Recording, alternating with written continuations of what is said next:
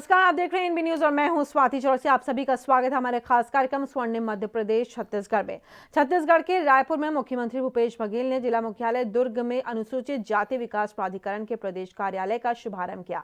उन्होंने अनुसूचित जाति विकास प्राधिकरण के कार्यालय को इन वर्ग के लोगों के लिए विकास के लिए कारगर कदम बताया। प्रदेश सरकार के द्वारा अनुसूचित जाति वर्ग के लोगों के कल्याण और विकास के लिए अनेक महत्वाकांक्षी योजना संचालित की जा रही है। इस अवसर पर आदिम जाति विकास मंत्री डॉक्टर प्रेम साय सिंह टेकाम, गृह मंत्री श्री ताम्रध्वज साहू, कृषि मंत्री श्री रविंद्र चौबे समेत गणमान्य लोग उपस्थित थे।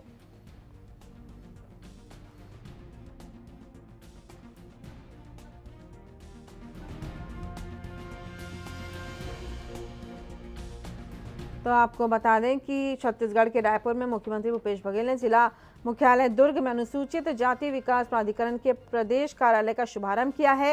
उन्होंने अनुसूचित जाति विकास प्राधिकरण के कार्यालय को इन वर्ग के लोगों के लिए उनके विकास के लिए कारगर कदम बताया है।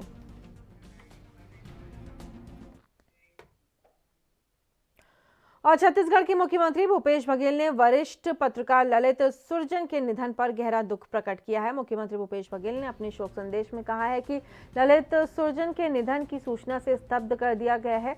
आपको बता दें वो स्तब्ध हैं। आज छत्तीसगढ़ ने अपना एक सपूत खो दिया। सांप्रदायिकता और कूप मंडुकता के खिलाफ देश बंधु के माध्यम से जो लोग मायाराम सुरजन ने जो लौ जलाई थी उसे ललित सुरजन ने बखूबी आगे बढ़ाया है। पूरी जिंदगी उन्होंने मूल्यों को लेकर के कोई समझौता नहीं किया। मैं ईश्वर से उनकी आत्मा की शांति और शोक संतप्त परिवार को संबल देने की प्रार्थना करता हूं। सीएम ने आगे कहा कि ललित सुरजन जी को मैं छात्र जीवन से ही जानता था और राजनीति में आने के बाद समय समय पर मार्गदर्शन उनसे लेता रहा। वो राजनीति पर पैनी नजर रखते थे और लोकतंत्र में उनकी गहरी आस्था थी।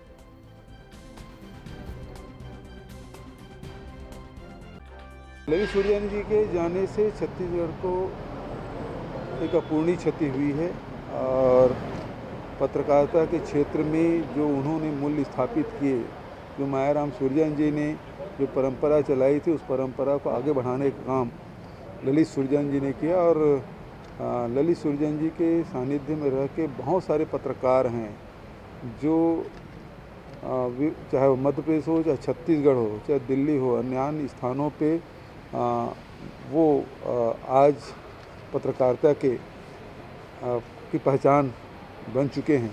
तो उनके एक पाठशाला थे जिसके माध्यम से बहुत सारे पत्रकार निकले और बहुत ऊंचाइयों में पहुँचे। तो वो निश्चित रूप से पत्रकारिता के सही मायने में उसके अर्थों को न केवल जिया बल्कि लोगों को प्रेरित किया और हमेशा छत्तीसगढ़ के लिए, छत्तीसगढ़ के और मध्य प्रदेश में आगर मालवा जिले के पचेटी डैम में डूबने से 5 लोगों की मौत पर मुख्यमंत्री शिवराज सिंह ने दुख जताया है। दुख जताते हुए उन्होंने मृतकों के परिजनों को 4 लाख रुपए की आर्थिक सहायता प्रदान करने का ऐलान भी किया है। मुख्यमंत्री ने कहा है कि अगर जिले के पचेटी डैम में डूबने से हुई 5 नागरिकों की मृत्यु का दुखद समाचार मिला, ईश्वर उनकी आत्माओं को शांति दे और परिजनों को ये दुख सहने की शक्ति भी दे। मैंने मृतकों के परिजनों को 4 लाख रुपए की आर्थिक सहायता और 5,000 रुपए की अंत्येष्टि सहायता देने के निर्देश दिए हैं।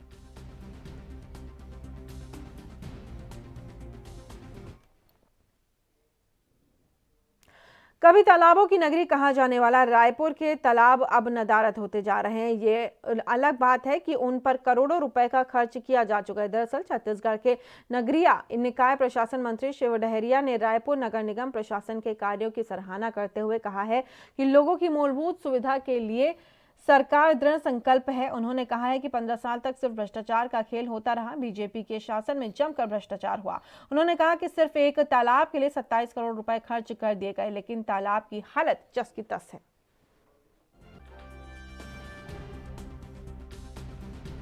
देखिए, हमारे नगरीय निकाय में लोगों की मूलभूत सुविधा के लिए बहुत सारे काम किए जा रहे हैं और निश्चित रूप से 15 साल में भारतीय जनता पार्टी की सरकार ने जिस तरह का काम नगर निकाय में किया था, सिर्फ भ्रष्टाचार और कुशासन के अलावा दूसरा कोई काम नहीं था। अब एक देख लीजिए, हमारे बूढ़ा तालाब में जो काम हुआ है, बहुत कम राशि में काम हुआ है। 27 करोड़ रुपया पिछले सरकार ने सिर्फ वहाँ के सफाई के लिए लगाया था, लेकिन सफाई का कहीं कोई काम हो नहीं पाया था। लेकिन हमारी सरकार ने एक अच्छा काम वहाँ पे किया है। उसके अलावा हमारे अंतर्राष्ट्रीय दिव्यांग दिवस पर महिला बाल विकास मंत्री अनिला भेड़िया की अध्यक्षता में कार्यक्रम का आयोजन किया गया। इस अवसर पर दिव्यांगजनों को राज्य स्तरीय पुरस्कार प्रदान किए गए। इसके साथ दिव्यांगजनों के लिए बेहतर कार्य करने वालों का भी सम्मान किया गया। महिला और बाल विकास मंत्री अनिला ने कहा है कि अंतर्राष्ट्रीय दिव्यांग दिवस के अवसर पर दिव्यांगजनों का सम्मान किया गया है। कुछ ऐसे हैं जो दिव्यांगजनों के लिए विशेष कार्य कर रहे हैं, उनको आज पुरस्कृत किया जा रहा है। उन्होंने कहा कि दिव्यांगों को आगे बढ़ाने की दिशा में कार्य हो रहा है।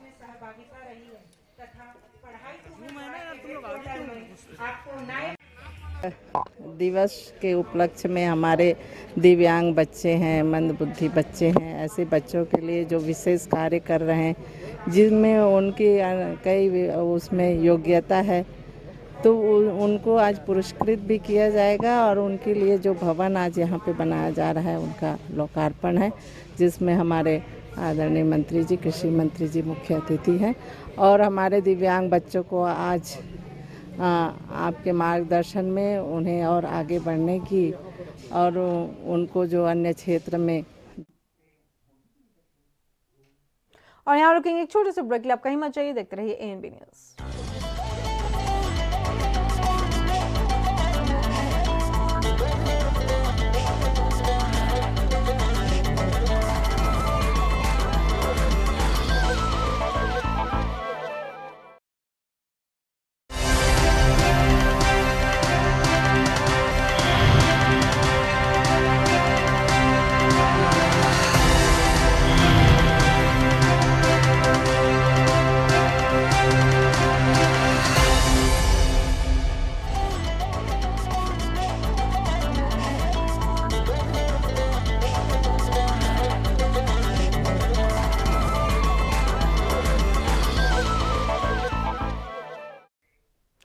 छत्तीसगढ़ की राजधानी रायपुर में आज डीजीपी ने बढ़ते अपराधों को लेकर के वीडियो कॉन्फ्रेंसिंग के माध्यम से समीक्षा बैठक की। इस दौरान आईजी, एसपी समेत पुलिस के आला अधिकारी मौजूद रहे। बता दें कि प्रदेश में बढ़ते अपराधों पर लगाम लगाने के लिए बैठक की गई है। लगातार शहर में अपराध बढ़ रहे हैं, जिन्हें रोकने के लिए दिशा निर्देश दिए गए। इसके साथ ही 2020 के आपराधिक आंकड़ों को पेश करने की भी बात कही गई।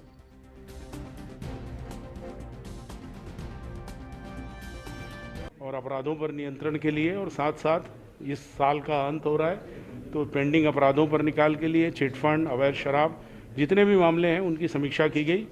और पूरी समीक्षा पूरे साल के अपराधों की 5 या 6 जनवरी को की जाएगी। वो फिजिकल रूप से यहाँ आएंगे, उन्हें बचा हुआ जो टाइम है इस महीने का। और साथ साथ पुलिसिंग में जो विजिबल पुलिसिंग का जो हमने कॉन्सेप्ट लाया है, उसको भी चलाने के लिए, जैसा रायपुर, दुर्ग में अभी शुरू हुआ है, सभी जगह इसको बोला गया है, जिससे कि लोगों के मन में विश्वास और उत्साह की भावना रहे और पुलिस अपनी समस्त जिम्मेवारियों को निभाने के लिए कृतसंकल्पित है। और जहां तक और छत्तीसगढ़ के कांकेर के ताड़ोकी थाना क्षेत्र का पूरा मामला, फिर से सुरक्षा बल के जवानों को नुकसान पहुंचाने के मकसद से आईडी बम लगाया गया है, जिसके बाद कल फिर से सर्चिंग के दौरान 6 आईडी बम बरामद हुए हैं। बीते दिनों पतकल बेड़ा के जंगल में 23 नवंबर को हुए सुरक्षा बल और नक्सलियों के बीच मुठभेड़ में मारे गए थे 3 नक्सली कमांडर, जिसके बाद लगातार सर्चिंग के दौरान 18 आईईडी बम मिल चुके हैं।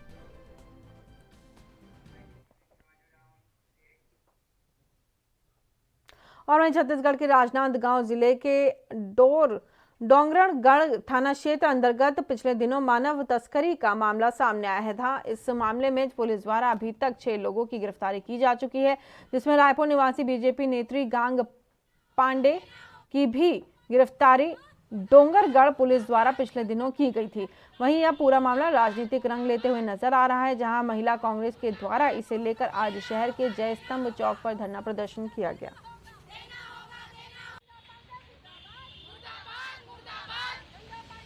आज जिला महिला कांग्रेस और शहर महिला कांग्रेस के संयुक्त तत्वाधान में गंगा पांडे के जो गिरोह है, जो डोंगरगढ़ में अभी महिला तस्करी में पकड़ाया गया, उसके विरोध में महिला कांग्रेस आज यहाँ धरना प्रदर्शन कर रही है। और कहीं भी महिलाओं की तस्करी या बच्चों की तस्करी इस देश की हर महिलाओं के लिए असम्मान की स्थिति होती है, हर महिलाओं के सम्मान को ठेस पहुंचता है। आज महिला कांग्रेस उसी के विरोध में धरना दे रही है। कानून, प्रशासन और सरकार के साथ।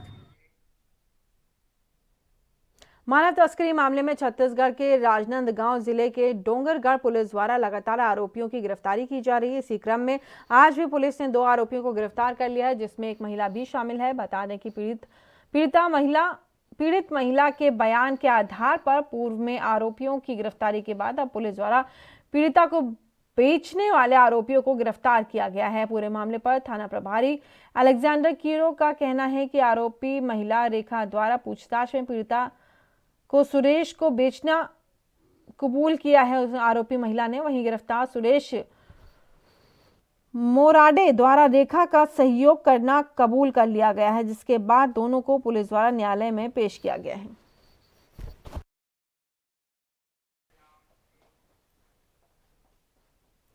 मध्य प्रदेश के रीवा जिले के सोहागी थाना अंतर्गत बीती रात बड़ा हादसा हो गया। दरअसल सोहागी टोल प्लाजा पर एक अनियंत्रित ट्रक ने 3 कर्मचारियों को कुचल दिया, जिनकी घटनास्थल पर ही मौत हो गई।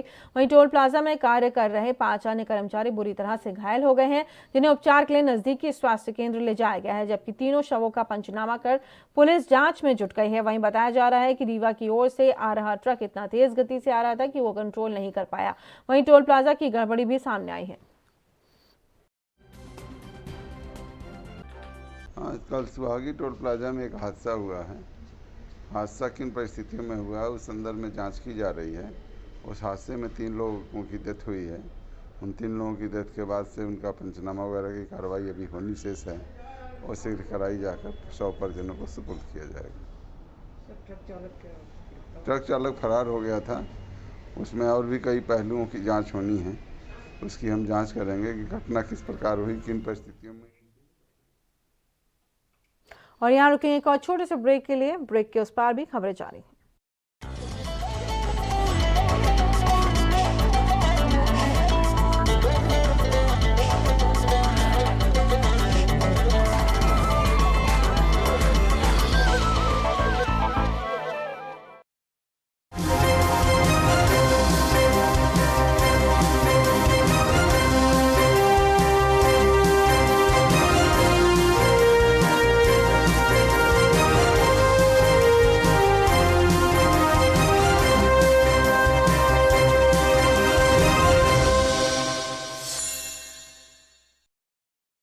सबसे अलग अंदाज, हम बनेंगे आपकी आवाज, सवालों की धार, खबरों की बौछार, सिर्फ मेरे साथ एएनबी न्यूज पर।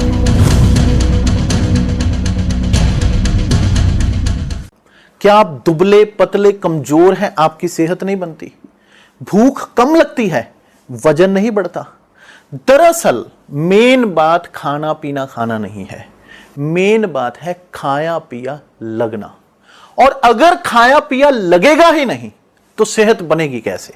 इसलिए हमारी संस्था सन्यासी आयुर्वेदा ने एक ऐसी दवा बनाई है जो कि आपके पाचन तंत्र को, आपके लीवर सिस्टम को ठीक करने का काम करती है, ताकि आप जो भी खाएं उसका पूरे का पूरा निचोड़ आपके शरीर को लगे, आपकी भूख बढ़े, खाया पिया सही से लगे, नया खून बने, हड्डियों में जान आए, वजन बढ़े, ताकत बढ़े, चेहरे पर नूर आए और आप मोटे तगड़े खूबसूरत पर्सनैलिटी के मालिक बन जाएं। यह दवा पूरी तरह से आयुर्वेदिक होती है। इसका शरीर पर कोई भी साइड इफेक्ट, कोई भी नुकसान या दुष्प्रभाव नहीं होता।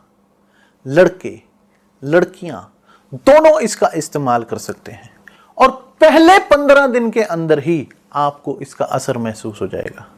सिर्फ 650 रुपए की पूरे 1 महीने की दवा होती है और आप इसे घर बैठे 01145454545 पर फोन करके दवा अंदाज, हम बनेंगे आपकी आवाज, सवालों की धार, खबरों की बौछार, सिर्फ मेरे साथ एएनबी न्यूज पर।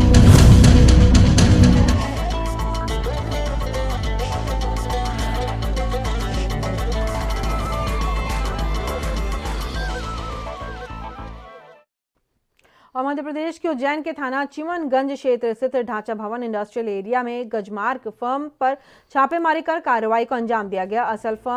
दरअसल फर्म मालिक उमेश मंडोरा मौके पर food multivitamin syrup, tablets, Ayurvedic औषधि, सैनिटाइजर के निर्माण करने का आरोप लगा है। इस पर जानकारी देते हुए एसपी सत्येंद्र कुमार शुक्ल ने कहा है कि पुलिस का और कई विभागों के अधिकारी कार्रवाई करें, किसी भी विशेष अभियान की आवश्यकता ना पड़े, जिसके तहत आज दूसरे दिन ही इस बड़ी कार्रवाई को अंजाम दिया गया।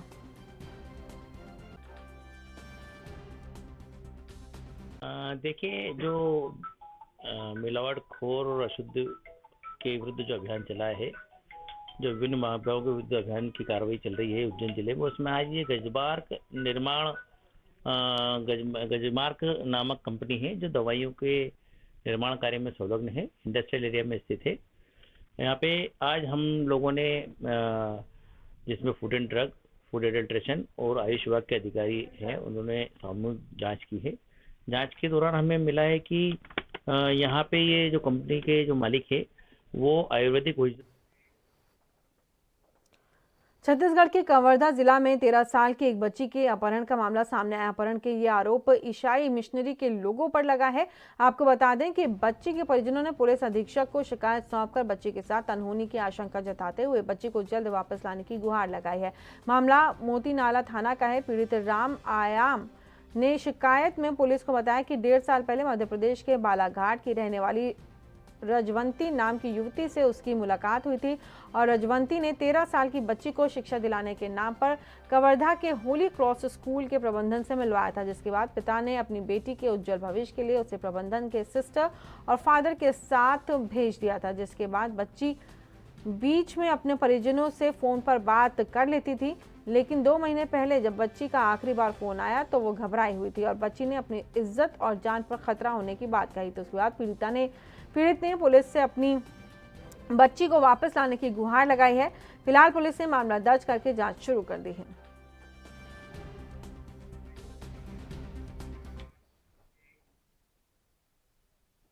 वहीं छत्तीसगढ़ राज्य में 1 दिसंबर से प्राथमिक सहकारी समितियों में धान की खरीदारी शुरू हो चुकी है। वहीं इस सत्र पंजीयन क्रमांक 1153 सपॉस सोसाइटी में 1 हेक्टेयर से नीचे छोटे किसानों की खरीदी को पहले प्राथमिकता देने और गांव को खरीदी केंद्र सपॉस में जोड़ने से संबंधित किसानों ने दूरी और समय बचत।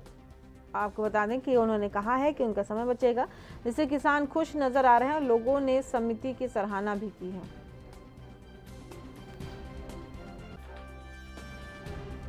के पहले सांगरा सोसाइटी थान के अंदर में जाते थे, हम लोगों को आने जाने में आवागमन में दिक्कतें पड़ती हैं, क्योंकि हमारे ग्राम पूरापुर से या आसपास के गाँव के किसानों को नजदीक धान सोसाइटी के केंद्र होने से काफ़ी राहत मिल गई और आवागमन दृष्टिकोण से उपयोगी है।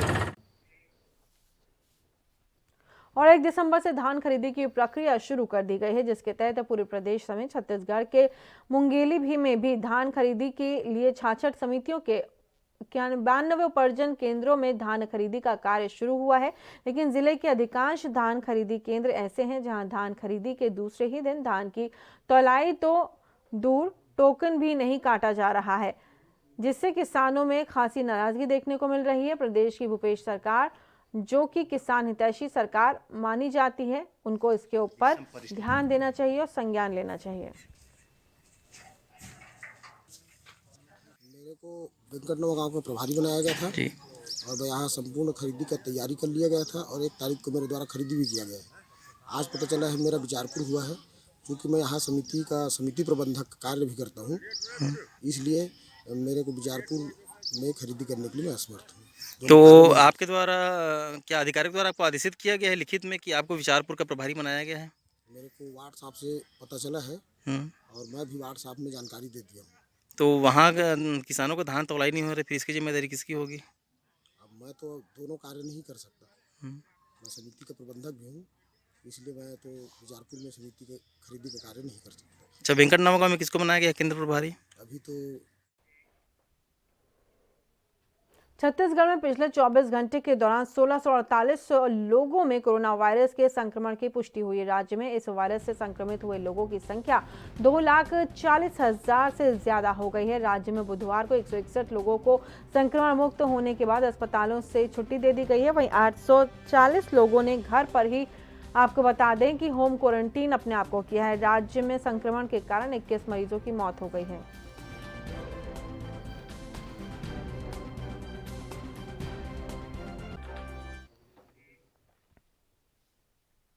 वहीं मध्य प्रदेश के इंदौर शहर में बुधवार को कोरोना संदिग्ध 4,822 मरीजों के सैंपल जांचे गए, जिसमें से 560 मरीज पॉजिटिव आए हैं। जानकारी के मुताबिक अब तक 5,23,385 सैंपलों की जांच की जा चुकी है। इनमें से 43,000 से ज्यादा पॉजिटिव केसेस आ चुके हैं। 243 मरीज हॉस्पिटल से डिस्चार्ज किए गए हैं। अब तक स्वस्थ होकर घर जाने वालों की संख्या 38,437 हो चुकी है। फिलहाल 4,000 से ज्यादा कोरोना पॉजिटिव मरीजों का इलाज चल रहा है। बुधवार को संक्रमण से 4 लोगों की मौत भी हुई। अभी तक इंदौर में कोरोना संक्रमण से मरने वालों की संख्या 771 हो चुकी है।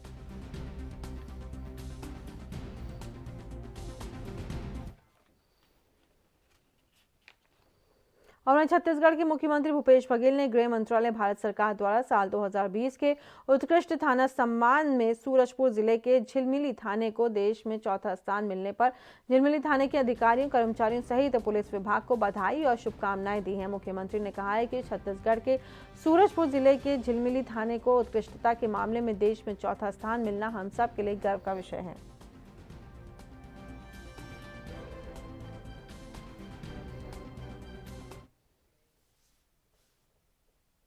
और इस बुलेटिन में फिलहाल इतना ही। देश दुनिया की तमाम खबरों के लिए बने रहिए एएनबी न्यूज के साथ।